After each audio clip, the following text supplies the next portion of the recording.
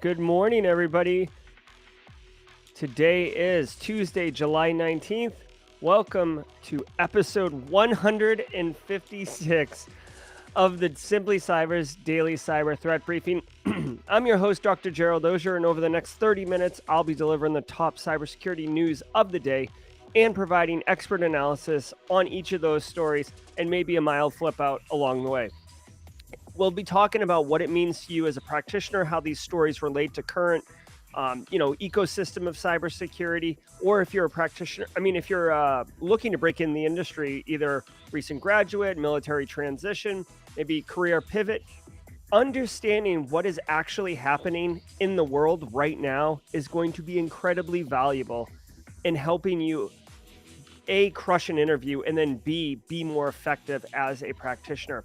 Shout out and thanks to this stream sponsor, Barricade Cyber Solutions, my friend, Eric Taylor's company. Cyber criminals have stolen your company's data and derailed your business operations. Barricade Cyber Solutions will help you resolve this ransomware attack and get your business back on track. Guys, I say it every day. They're like the fire department for technology. If your house is on fire, that's not when you want to start figuring out who the best fire department is. You should definitely, if you don't have a incident response company, reach out to Barricade.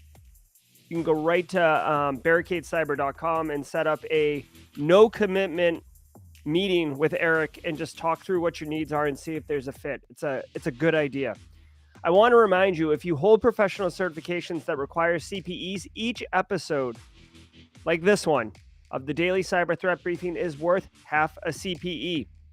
Now you might be thinking, Jerry, a CPE, one half. What do I do with one half? Keep the table from wobbling? No, they stack. So 2.5 a week, 10 a month.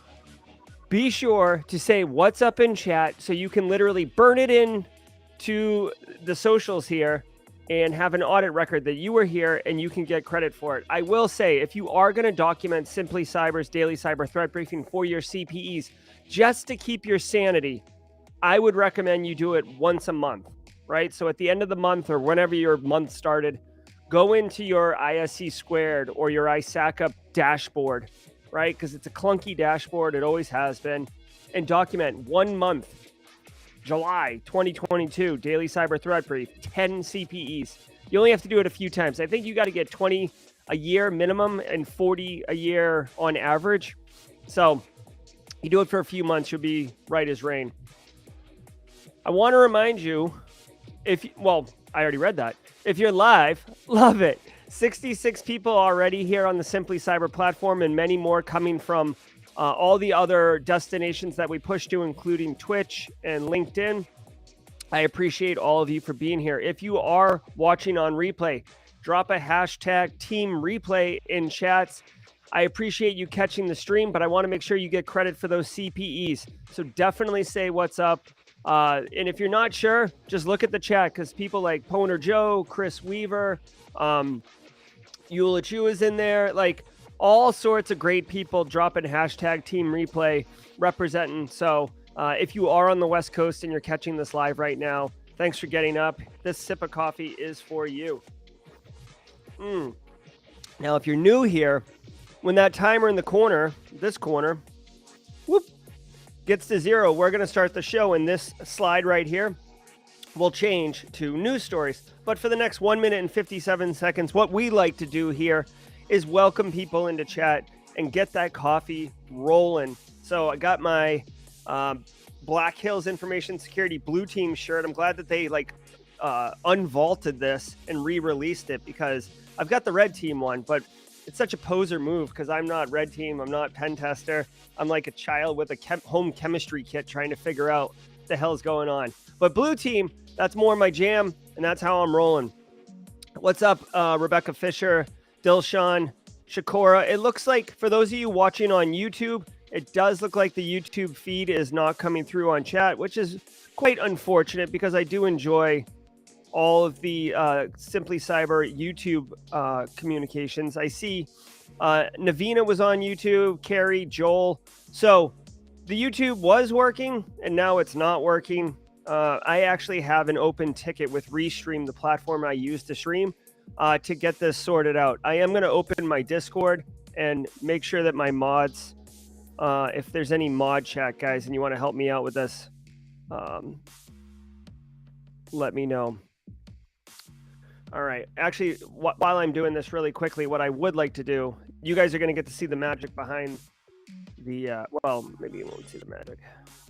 Let me see really quickly. I just want to see if I can look on the back end and see if I can see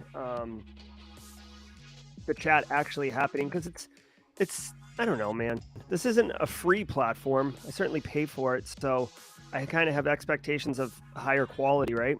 Let's go into the studio. All right, thanks, Eric Taylor. Are you seeing chat in YouTube? Yeah. Hi, everyone. Okay. All right. So Leonardo, Team YouTube is not live. I actually have, here, I can kind of do this in the most janky way ever. Okay.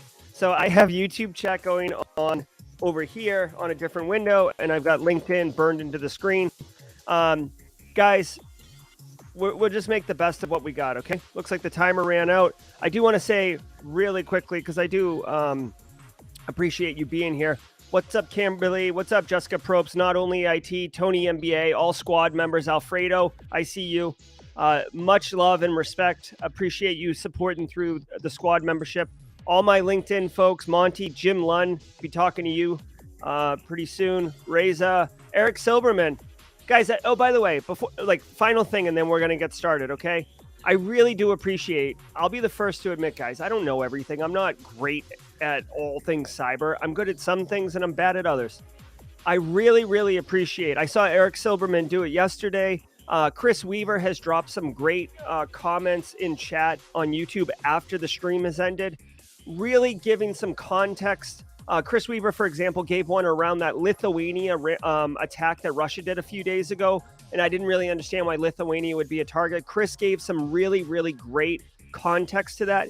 Eric Silberman commented on the GRC stuff yesterday, so I learned from you all just as much as I share my knowledge too. So thank you for taking the time and providing that analysis of your own. All right, let's get into the streams for today. From the CISO series, it's Cybersecurity Headlines. It's Tuesday, July 19th, 2022. Albania hit with cyber attack. Albania's National Agency of Information Society said it was forced to temporarily close access to online public services and government websites due to a synchronized and sophisticated cyber criminal attack from outside the country. No official word where the attack may have originated. This comes after the country shifted most public sector services to online portals earlier this year. The government is working with Microsoft, the consulting firm Jones International Group, and local security companies to prevent the attack from damaging or compromising Albanian information security. Well, okay. Again, this is one where I don't know if Albania is somehow, like, how they might be involved in this Russian-Ukrainian conflict. What I will say is this has a lot of interesting hallmarks, if you will, or fingerprints. Like in 2014, I believe it was 14, Estonia became like the first country in the world to go fully online. Like everything Estonian government was online, and then Estonia got knocked offline, allegedly. I'm not sure if it's completely confirmed, but allegedly by Russia. And it just showed that, if you lean into this and you basically have a dependency on IT infrastructure, that you are vulnerable to that particular type of denial of service attack. This Albania one, it sounds just the same, right? Like they went fully online with all their government and then immediately got knocked over. So you just got to be mindful of that.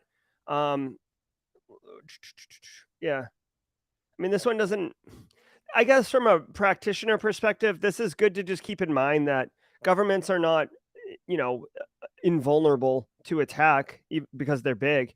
And when you put all your eggs in one basket, these type of things can happen. I hope they get back up and running. I hope it was minimal damage to these individuals. So we'll see.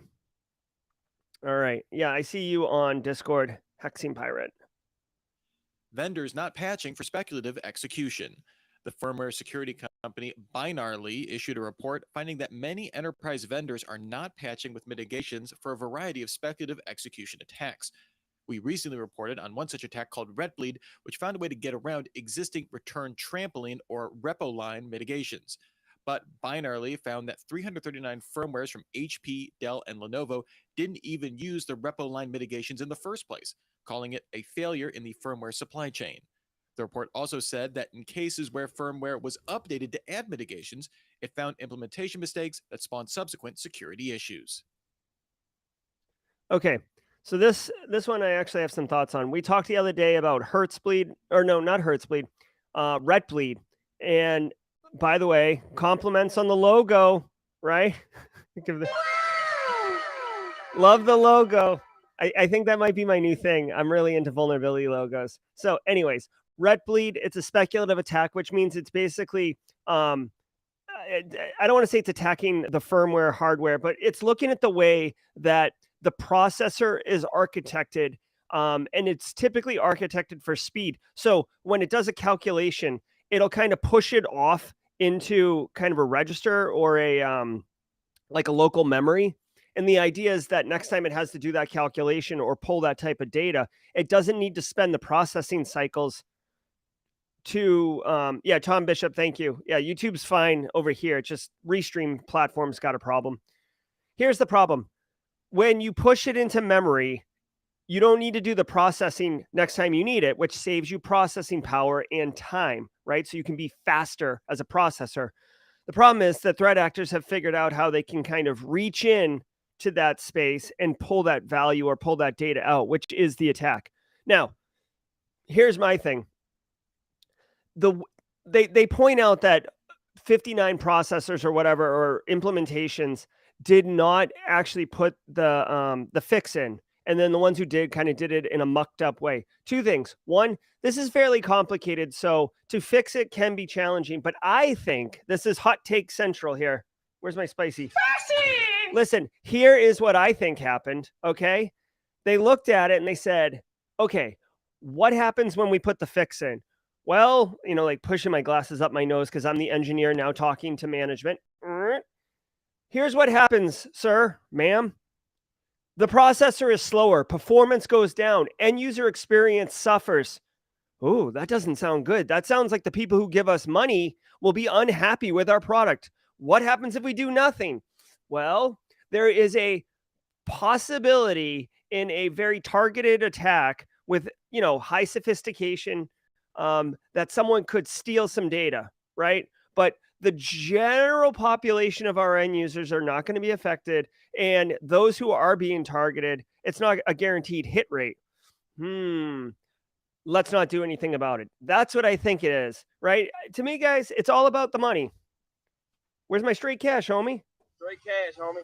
Thank you, Randy. Listen, I'm honestly think that this was not implemented intentionally because the cost versus the impact, right, to the end users was too high.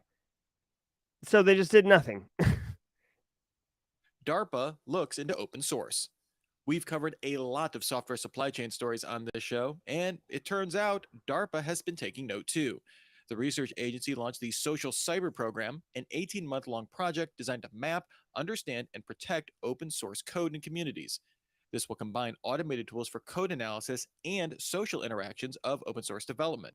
This will include things like sentiment analysis to see what kinds of participants and events prove disruptive to open source projects. Darpa contracted multiple teams of cybersecurity researchers who will look at code contributions to critical open source projects like the Linux kernel or Python, as well as identify areas of underinvestment where important parts of the open source ecosystem are run entirely by handfuls of volunteers. Okay. This is a pretty cool fun fact if you don't know. Darpa, originally ARPA, invented the internet. I know what Al Gore said, but here's the reality. DARPA invented the internet. Very cool story. Way to go, DARPA. Okay, so check this out. They have been taking note the fact that social media, I'm looking at chat right now. It seems like some of the YouTube users have figured out that I created a live stream channel on Discord, and you can use that to comment and be seen on the screen. Fun fact. Okay, here's the deal. Open source code is used everywhere. People take from it. If you've ever seen one meme, you've seen them all, of programmers, pulling code from Stack Exchange, pulling code from places, jamming it all together and running it. That's why I always identify, before I was in cyber, I was a software developer. I never say software engineer, because to me, the difference is an engineer builds something beautiful and a developer just jams things together, and the end user never really sees the hot mess on fire behind it. They just see the end product, which works. Well, because all of this code is being used by important systems, right? We just saw, and this might even been the catalyst that did it, when Log4j in December of 21 came out with that massive vulnerability. It was everywhere, including on the helicopter that's on Mars, right? This was a major concern. And it's like, oh, wait a minute. Open source is everywhere. We have no idea who these developers are. Is there a concern? So this project right here, it's a little creepy, because they're going to be studying all of the code and then also the sentiment of the developers, right? So AI, machine learning, they have the ability to tell, like, oh, this is like someone who's angry. This is someone who's happy. This is someone who's empathetic, right? So beginning to meld kind of a personality behind the code contributions to understand if maybe this is malicious or this is spiteful, right? So it's an interesting project. DARPA's always dabbling in kind of weird fringe projects, but this one's cool. We'll see how it goes. But I'm glad that they point out that supply chain is a real thing, and the world relies on open source because it's faster for people who are software developers to get to their solution and get to their weekend much faster. Alibaba hosting exposed databases. Oh, there The we Wall go. Street Journal sources say Alibaba executives have been called to answer questions from Shanghai officials after a trove of Chinese citizen data appeared for sale on a dark web market. Cybersecurity companies speaking to the Wall Street Journal found that the exposed police database discovered earlier this month had been running using outdated technology that lacked a plugin needed to password protect it and used a security certificate that expired in 2018. The companies also found 13 other Alibaba-hosted databases using similar outdated tech that had been left online for roughly a year. One exposed database had over 60 terabytes of data, the other had 92 terabytes. After the leak of the police database became public, Alibaba took these databases offline. Okay, a couple things here. And I might be wrong, so chat, please correct me. I am tracking two different chat windows now. Alibaba is like Amazon in China, right? So they do hosting services. So first off, the fact that Alibaba executives were called in for a exposed database that was probably put up by somebody else, right? So like it'd be like me having a leaky S3 bucket and then Jeff Bezos being called in by President Biden to explain why I had a leaky S3 bucket, right? And I'm sure it's much more at the macro level of like, why don't you secure these things by default, et cetera, et cetera. But I'm not surprised. The database that got leaked was in our morning threat briefing last week, like 1 million people or 1 billion people. It was like it was definitely more than 1 million. It was an outrageous amount, and it looks bad. And guys, I think we've seen enough right now where China's clearly into controlling the flow of information. And when you have a 1 billion person data breach because of an outdated software and no password, you're going to have to answer for it. So yeah, I wouldn't want to be an executive at Alibaba right now. I don't know if this is going to stifle innovation for people in China that use Alibaba's services, because who knows if they'll require everything to be, not publicly available and stuff like that. So I don't know. It's not good though. Anytime China authorities call you into their office, I'm not into that. No, thank you. Hard pass. And now, thanks to today's episode sponsor, All right, let's read this. 6clicks. 6clicks has pioneered a unique hub-and-spoke architecture to underpin its AI-powered GRC solution and cater to markets requiring scalable, multi-tenanted GRC. This model enables organizations to deploy multiple autonomous GRC entities connected to a single hub for roll-up reporting, management, and visibility. For more information, visit 6clicks.com/LP-enterprise-hub-spoke. All right. Thank you, CISO Series. And really quick, what's up, Janine from Houston? I saw a couple people chime in from Saudi Arabia. Allison Van Stone up in here. Good to see everybody. YouTube chat. Thanks for keeping it streaming. I see you guys rolling on that. The emotes look good. I do want to remind everybody while we're here, this Wednesday, so tomorrow at 11:30 a.m., I'm actually going head to head in the Threat Gen Red versus Blue cybersecurity simulation portal. I will have my red team shirt on, not my blue team, because I will be on the offense, taking on one really talented SecOps expert, Brandon Poole. You guys may know him. He's been on the show a couple times back in 2020, 2021, and he knows his crap, guys. He's really good. He is, if you've ever heard the role detection engineer, that's what Brandon is. He does a bunch of other stuff, but he is a true detection engineer. And he's a really cool guy, great personality. He's going to be streaming on his channel. I'll be streaming on my channel. And then ThreatGen will be streaming as like a e-shout casting sport event type thing. So if you're interested, head over to the youtube.com/ThreatGen channel. And, well, I might lose again. Eric Taylor chiming up in chat since he put the hurt on me last time I went heads up, but I'm hoping for better outcome this go around. So guys, youtube.com/ThreatGen. I'll put it in chat right now. If you want to come check it out and hang out with me or with Brandon, your choice. I'm putting it in both chats. There we go. All right, let's keep it rolling. TikTok CSO steps down. The platform's chief security officer, Roland Cloutier, announced he will leave the role, transitioning to a strategic advisor. We've covered recent changes at TikTok to work with Oracle to process U.S. user data, but Cloutier was not in charge of TikTok's department managing that transition. The company said the move wasn't related to renewed security concerns about the platform, stemming from a recent BuzzFeed news piece. TikTok's global head of security risk, vendor, and client assurance, Kim Albarella, will serve as interim CSO.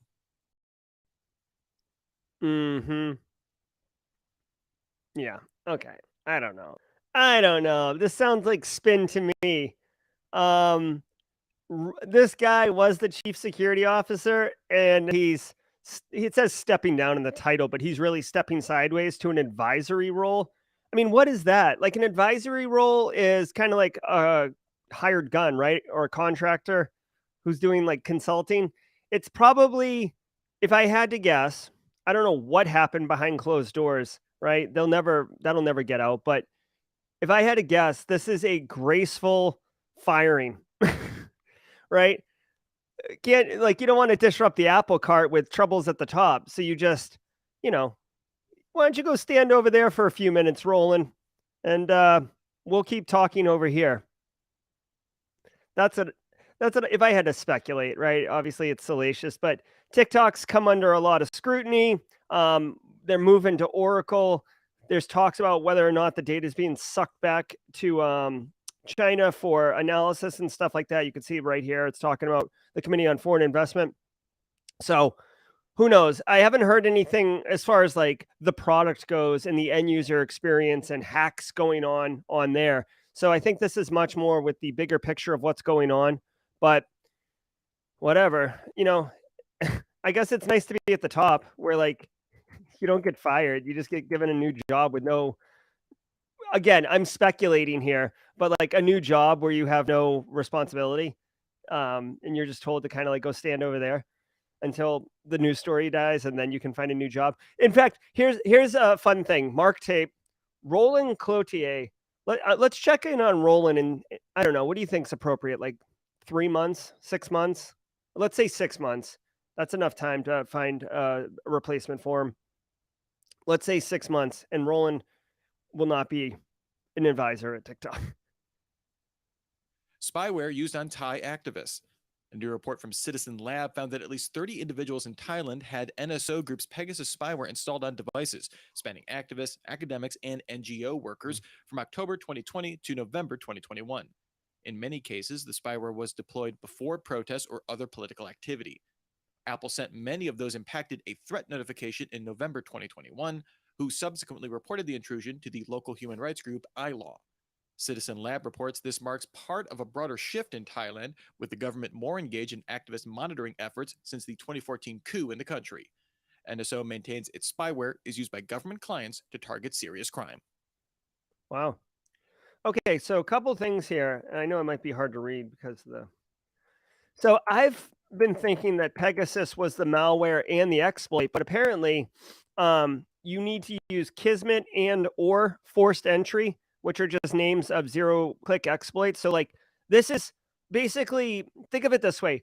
This is what rips a hole in the side of the boat. Pegasus is what it crawls in afterwards and starts doing all the nasty business, right? So you need a hole, and then this is the actual payload.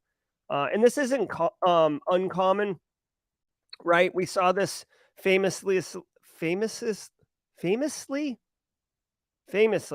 Jesus, coffee's not working yet. We saw this famously with like Emotet, TrickBot, Ryuk, right? So Emotet is its own, capable malware, but Emotet was being used as kind of an initial punch into an enterprise, and then it would pull down TrickBot, which was way more of a fully featured post exploitation malware load for info stealing and all of those type of things. So for me personally, after I get off the stream and do some other stuff, which I'll tease in a minute, I'm actually going to look at Kismet and forced entry. I'm kind of curious.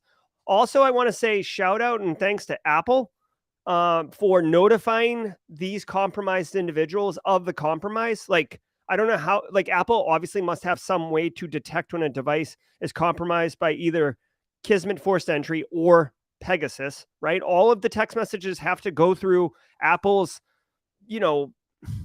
servers, right, for iMessage and all that stuff. So they must have visibility over it when it happens. So good on Apple for being like that. Also, I want to just point out that Google Project Zero did research around these zero-click attacks, which I will look into. The reason I point out Google Project Zero is because I think Google Project Zero is awesome.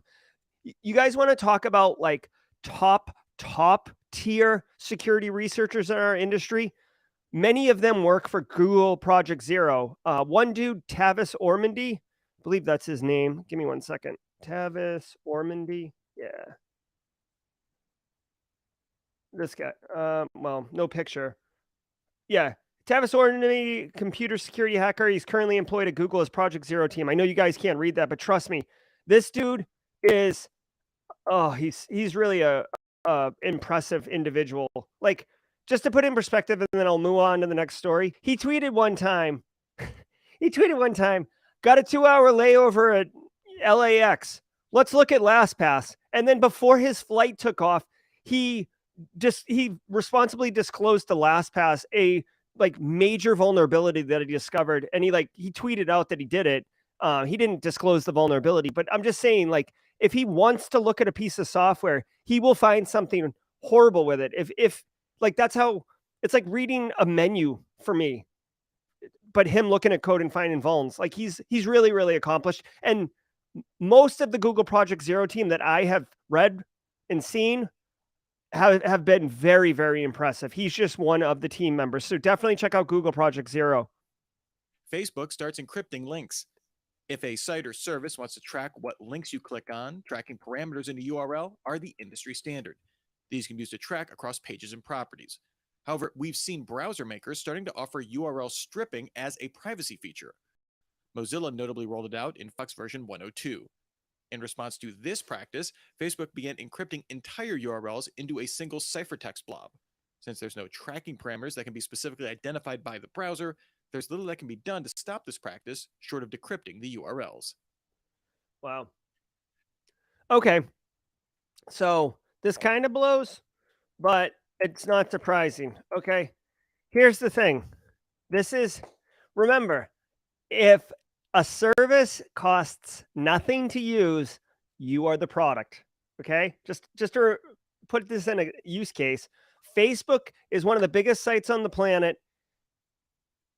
I don't use it, but a lot of people use it and they don't pay anything. Why is that? Because they are the product. Okay.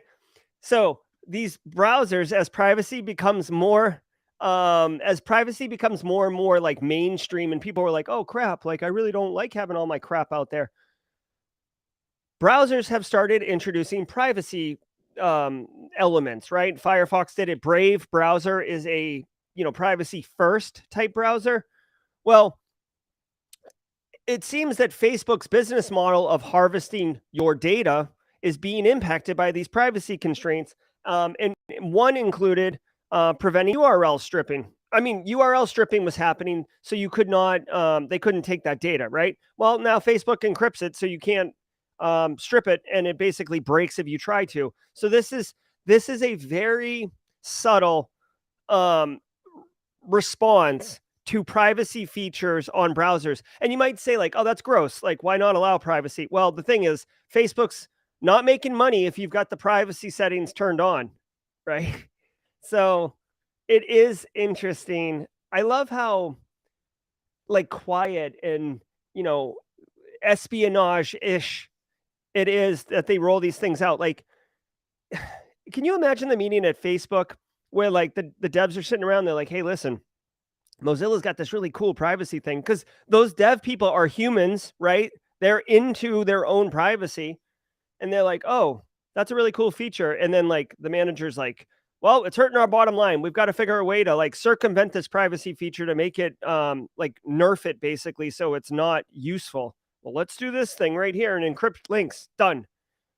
So this isn't the first. This isn't the last, guys. This will be an ongoing, I don't want to call it battle, but our privacy has been getting perverted for years for capitalism. And people are waking up now and realizing that they don't like that, especially as it becomes way more obvious that information at the macro level can be used to influence you and cause you to take certain opinions. I mean, there's a lot of angry people who are polarized on many, many different topics. So people are waking up and wanting a bit more privacy, or at least the illusion of control of their privacy. And this right here is trying to combat that. So very interesting. CISA goes international. The Cybersecurity and Infrastructure Security Agency announced it plans to open its first international outpost in London later in July. CISA has routinely worked with the UK's National Cybersecurity Centre on joint advisories and has seen collaboration increase since Russia's invasion of Ukraine. This also comes days after the White House announced CISA and the FBI signed cybersecurity collaboration agreements with Saudi Arabia's National Cybersecurity Authority. Wow. Okay, so this is a big one. This is interesting, okay? CISA, Jen Easterly, they've been doing great work, right? President Biden released that executive memo about basically strengthening cybersecurity. Threat intelligence sharing was like top on the list, or it was one of the top ones on the list. CISA comes on the scene. Jen Easterly gets hired. She brings a fresh look as director. They start releasing like, as needed, but at least weekly, public vulnerabilities that are being actively exploited, like basically prioritize these ones. They're doing that. She's going to conferences, like mainstream conferences, not Fed conferences, and being the face of it. CISA doing all sorts of stuff. Now they're opening an international branch. I find this interesting because, guys, this isn't 1952 where, geographical land boundaries define the scope of what your reach is. We live on the internet, and there are no geographical boundaries. People in, Asia can touch us in the United States, and, we in the United States can touch people in South Africa, right? Like, it's all one big ecosystem. So having joint partnerships, which we've had, the Five Eyes has been a thing for a while, but being able to share intel and not just in a email way or a taxi sticks type way, but actually having people on the ground there in London and there in Saudi Arabia to actually interface, meet, discuss strategy on how to improve sharing, knowledge sharing. This is cool. this is really cool. I do wonder for my elders in chat who might be more federal, U.S. federal. I do find this interesting that this is happening and we didn't hear any hubbub about Department of State. Usually, guys, in the federal government, it's like anywhere else. It's like Game of Thrones, and there's all sorts of like hoarding of power and like don't like stay out of my play space and stuff like that. So Department of State is much more concerned with like foreign affairs and all this. And CISA is not under Department of State. So I find it interesting that like Department of State didn't open their own like information security group underneath them and said, oh, we'll coordinate with CISA. Like CISA is just like, nope, like, hold on. I don't know if you're going to see it on stream, but like this is CISA kicking in the door. Like, oh, you didn't see it. God, trust me. I just did like an awesome like guitar solo kick. That's Jen Easterly kicking indoors and not playing by the old traditional rules of how federal government power hoarding works. So this is good. This is one of those things like, it seems like a nothing story. Like, oh, okay, they opened an office, big deal. Enjoy the frequent flyer miles. But this will pay dividends in 6 months, a year, right? Faster response times, better threat sharing, maybe coordinated law enforcement attacks. Ooh, I'm on my old machine, so I don't have the whoop, whoop. That's the sound of the police. But I will get that, okay? That's what's up. That's what's up. I like this. All right, so I think that's it for the news feeds today. I do want to give a reminder to everybody that this Thursday, Tony MBA with the squad. Thank you, Tony. Patriot Eek still there from the other day. Guys, tomorrow I've got the Let's Play with Brandon Poole, but Thursday on Simply Cyber Live, we're welcoming Dave Klein from Simulate, the active adversary simulation platform. We've had him on the show before. I've used their product. It's a good product, good company. But he's going to be coming on and talking to us about SOC analyst life, right? So if you're an aspiring blue teamer or you're an active blue teamer, I'm looking at you, Tom Pike, Stacy Loki, so many of you out there, blue teamers, Eric Taylor. Guys, the SOC analyst role, you can get alert fatigue. You can get beat up, right before your end of your shift, alert comes in. It's kind of tough to put it down. You feel like you might be letting someone down, or maybe you work through it and then your personal life suffers, right? Well, we're going to be talking about how to make the role a bit more fun, a little less stressful. You're not going to be able to like eliminate all the stress, right? It's a job. But we're going to be talking about innovative ways. Last time Dave came on, we had an awesome chat. So I'm hoping for another awesome chat. He's a cool dude, and that'll be good. Okay. Now, here is something that I want to share with everybody. Okay. Spotify. No. Apple Podcasts, Simply Cyber. Okay. I'm also going to try. It's a day that ends in Y, so I'm going to try to turn the music back on. See if my audio got all muddled up. Here, I'm going to see if my noise suppression. Do I turn that off? Reduce background noises. No. Let's see. Stereo. They have echo cancellation. Turned off echo cancellation. Thank you, DJ BSEC, letting me know that the audio is good. Guys, I literally don't know if the audio is going to work either. Like it's an adventure for me too. Here's what I want to share with you guys. I know you can't really see this too well, but this right here is the Simply Cyber podcast. Now, shout out and much love to Casey Gasca, aka Base Case, who has kept this thing going. I was going to shut down the audio podcast a while ago, and Base said, hey, let me help you out with that. And he's been doing a fantastic job. I've been teasing that the daily cyber threat briefing, normally this podcast is only the Thursday Simply Cyber Lives, right? So that 1 hour show, the Dave Klein thing, that's all it's been. Well, I know so many of you like don't want to leave the YouTube app open, right? Like you're driving, it sucks your battery down. You put it in your pocket and if your skin hits the screen and all of a sudden the thing. Yeah, I agree that we need here. This is, I'll add a link in Nightbot Here we go. Put that there. Basically what I'm trying to say, guys, in like the most long-winded way as I try to produce this show is I'm going to be pushing right after the daily cyber threat briefing, unless I have a meeting or something.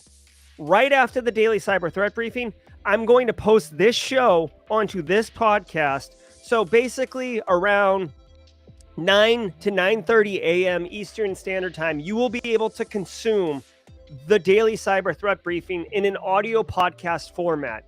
I know it's going to hurt the live stream numbers, but that's okay. I'm not about the live stream. I mean, I love seeing the live stream numbers, but I love getting this information to you in a way that works for your life, right?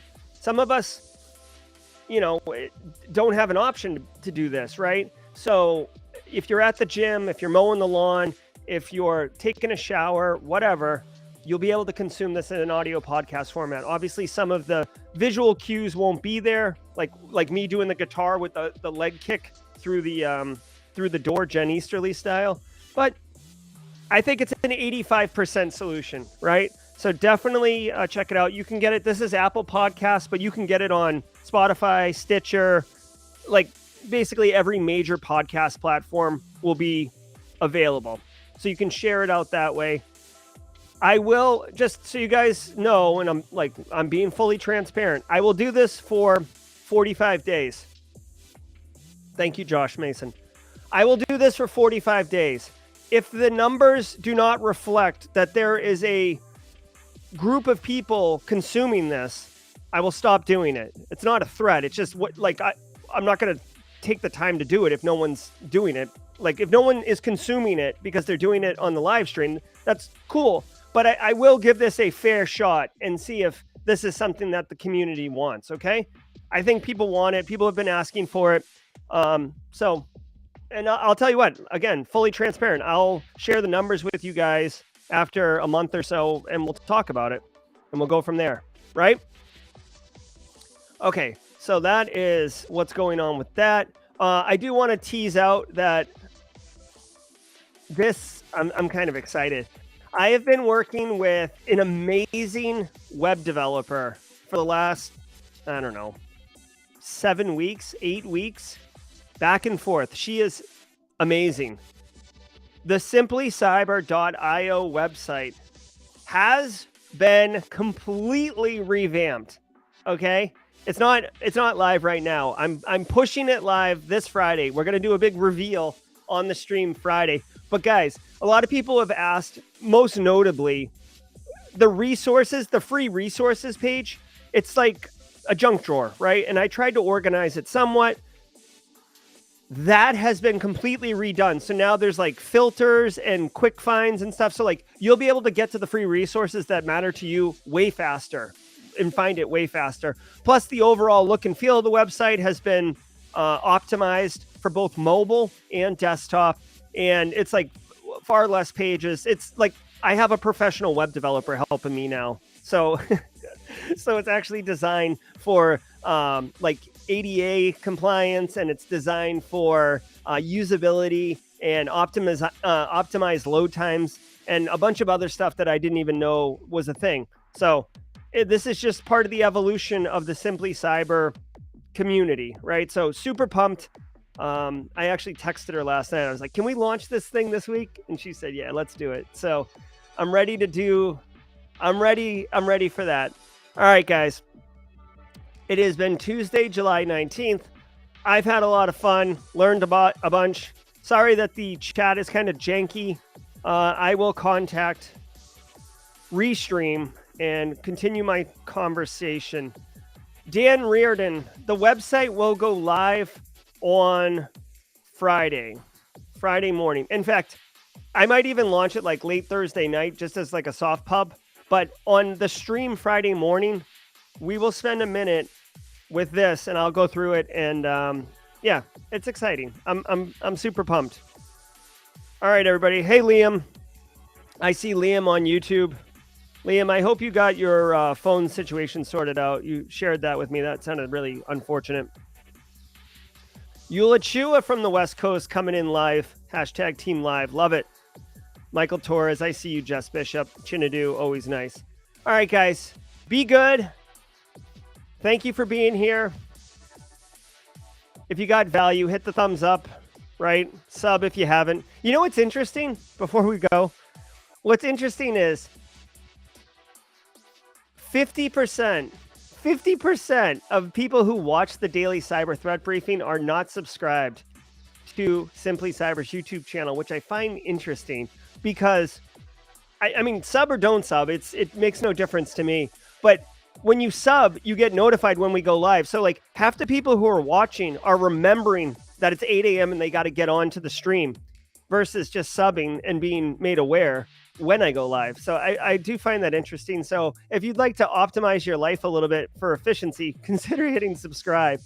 But most importantly, and I ask this all the time, if you think someone you work with could get value out of this, share the morning stream with them. I come every morning at 8 a.m. to deliver these stories to you because I honestly believe that there's real value in understanding what is going on in our world from a cybersecurity perspective in order to make us better practitioners. That's going to do it, y'all. Be good. We'll see you tomorrow at 8 a.m. Eastern Standard Time. Take care.